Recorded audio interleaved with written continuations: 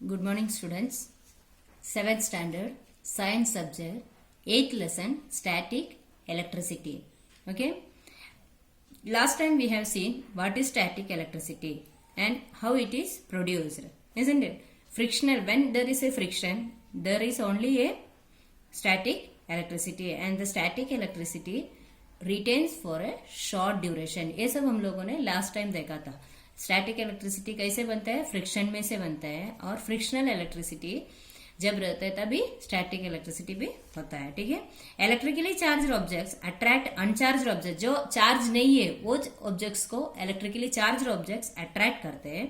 और there is a repulsion between like electric charges. हमेशा जिसका चार्ज हुआ है उसके बीच में वो दोनों इलेक्ट्रिक चार्ज हुआ है वो चीज के दो चीज रखा तो वो रिपल्शन हो जाता है. और जिसको चार्ज नहीं है वो उसमें अट्रैक्ट हो जाता है. ये लास्ट टाइम में भी हम लोग देखा था. ठीक है. तो इसमें भी आपको 2-3 एग्जाम्पल्स दिया हुआ है. एक कॉम्ब का दिया हुआ है. ठीक है.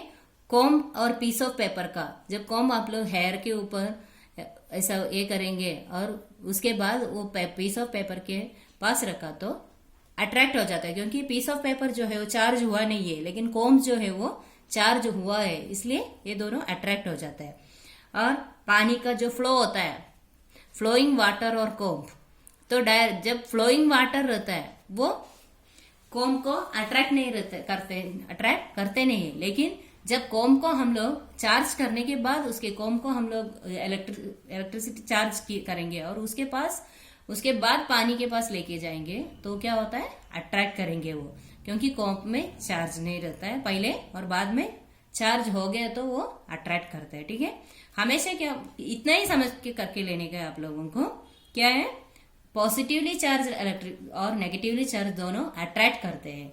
कब दोनों पॉजिटिव चार्ज रहा तो वो रिपेल हो जाते हैं, दोनों एक दूसरे से दूर भागते हैं. ठीक है.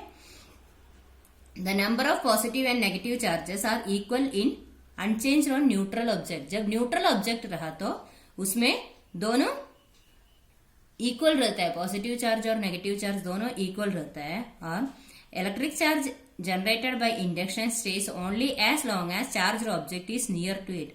जब चार्ज ऑब्जेक्ट उसके बाजू में रहेंगे तभी वो चार्ज जनरेट होता है. और वो जो चीज दूर लेके गए तो क्या होगा? चार्ज भी खत्म हो जाता है. ठीक है. और दूसरा एक एग्जाम्पल दिया है बलून का और एल्यूमिनियम बॉल का. जब बलून और एल्यूमिनियम बॉल एक दोनों बाजू पे रखेंगे तो पहले क्या होगा? वो अट्रैक्ट हो जाता है. लेकिन जब बलून और एल्यूमिनियम बॉल दोनों रब करेंगे, एक दूसरे को रब करने के बाद वो क्या होता है? रिपल्शन हो जाता है उसका, क्योंकि वो दोनों चार्ज हो चुका है. एल्यूमिनियम बॉल से बलून को चार्ज मिल जाता है तो वो दोनों चार्ज हो गए तो क्या होता है? वो एक दूसरे से दूर भागते हैं. ठीक है. आए समझ में? ये कभी भी जो दो चार्ज आर्टिकल रहा तो रिपल्शन होता है, और जो अनचार्ज आर्टिकल के साथ एक चार्ज पार्टिकल रखा तो वो क्या होता है? अट्रैक्ट हो जाता है. ठीक है. That is the effects of electric charge. एक गोल्ड लीफ इलेक्ट्रोस्कोप के बारे में दिया है. ये इलेक्ट्रोस्कोप जो गोल्ड लीफ इलेक्ट्रोस्कोप जो है वो सिंपल डिवाइस है. वो किसके लिए यूज करते हैं? To detect the electric charge on the object. एक ऑब्जेक्ट में इलेक्ट्रिक चार्ज है क्या नहीं वो चेक करने के लिए एक गोल्ड लीफ इलेक्ट्रोस्कोप यूज करते हैं. तो इसमें क्या है? एक कॉपर रॉड रहता है, बीच में एक कॉपर रॉड रहता है which has a metal disc. उसमें एक मेटल डिस्क कनेक्ट किया हुआ रहता है और वो मेटल डिस्क जो है अपर एंड में रखते हैं और नीचे गोल्ड लीव्स रखते हैं, 2 गोल्ड लीव्स रखते हैं. और जब ये मेटल डिस्क के पास चार्ज ऑब्जेक्ट लाया तो क्या होता है? ये जो गोल्ड लीव्स जो है वो एक दूसरे को अलग हो जाता है, गोल्ड लीव्स दूर भागते हैं.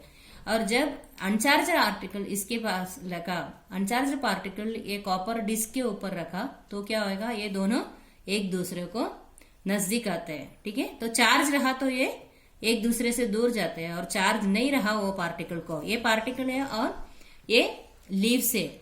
जब पार्टिकल में चार्ज रहा तो क्या होगा? ये दोनों एक दूसरे से दूर भागते हैं. और पार्टिकल को चार्ज नहीं रहा तो ये एक दूसरे के नजदीक रहता है. That is the gold leaf electroscope. ठीक है. And next is the atmosphere electric charge. Atmospheric electric charge बोला तो आप लोग देखा रहेगा क्लाउड्स रहता है. क्लाउड्स में कभी बारिश के टाइम पे जब ये आता है लाइटनिंग आता है, लाइटनिंग आने से क्या क्या होता है, बहुत सारा एनिमल्स मर जाता है, या बिल्डिंग के ऊपर जो है वो कोई रहा तो वो मर जाते हैं, क्या बोलते हैं, बिल्डिंग को कभी कभी टूट जाता है बिल्डिंग, या ट्रीज जो है वो जल जाता है, ये सब आप लोग सुना रहेगा। ये सब क्यों होता है, ये जो लाइटनिंग रहता है उसमें भी क्या रहता है, इलेक्ट्रिसिटी चार्ज रहता है।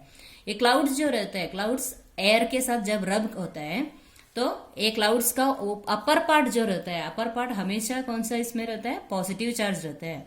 वो एयर के साथ जब रब करते हैं तो अपर पार्ट में पॉजिटिव चार्ज रहता है, और जो डाउन पार्ट रहता है या बॉटम पार्ट रहता है, जो बॉटम पार्ट जो है वो कौन सा है, नेगेटिव चार्ज रहता है। ठीक है, क्लाउड्स का बॉटम पार्ट नेगेटिव और अपर पार्ट पॉजिटिव चार्ज से भरा हुआ रहता है। ठीक है, तो लाइटनिंग तो आप लोग सब लोग देखा रहेगा ना, लाइटनिंग तो बारिश के टाइम पे आता है, तो ये क्लाउड्स में हमेशा चार्जेस भरा हुआ रहता है, तो वो चार्ज जो है अपने ग्राउंड में जितना पॉजिटिव और नेगेटिव चार्ज है उससे ज्यादा रहता है। और ये जो लाइटनिंग आता है फ्रैक्शन ऑफ सेकंड्स में आता है, बहुत फास्ट रहता है उसका, और उसमें से हीट, लाइट और साउंड एनर्जी, ये तीनों एनर्जी प्रोड्यूस होते हैं, और वो प्रोड्यूस करते करते इलेक्ट्रिक करंट पास हो जाता है। ठीक है, ये लाइट, हीट और साउंड एनर्जी के साथ लाइटनिंग नीचे आने के बाद वो इलेक्ट्रिक करंट पास करके वापस चले जाते हैं lightning. Okay, next is the lightning strike. Lightning strike की वजह से क्या होता है,